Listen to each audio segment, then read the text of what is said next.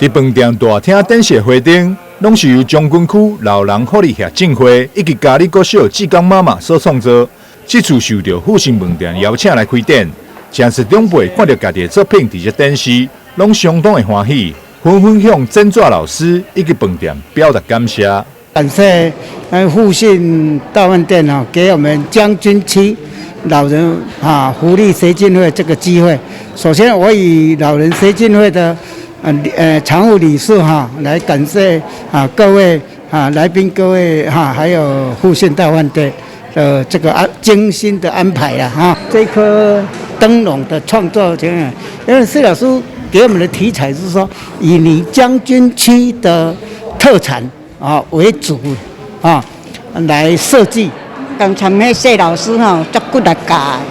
的，伊就甲阮讲恁爱教什么货来？拢想就就讲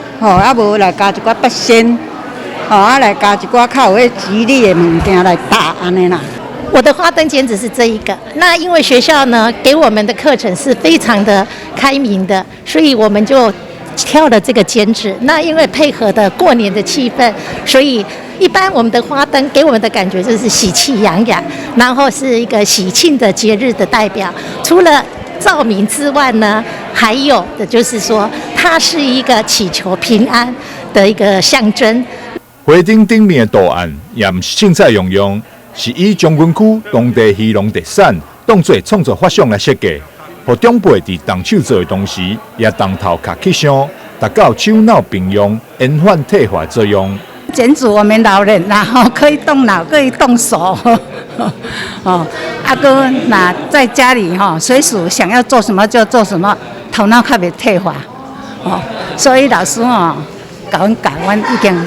学4年了。将近4年的时间了。这些花灯的设计的灵感来源呢，大多来自于将军区他们特有的农作物以及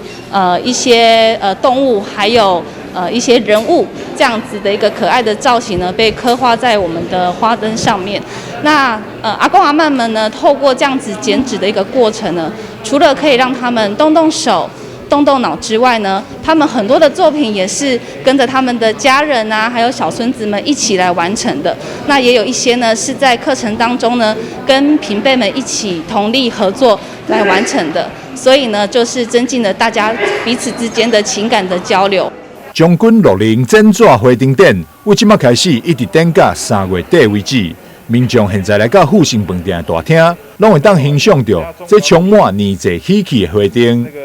台南新闻张秀维采访报道。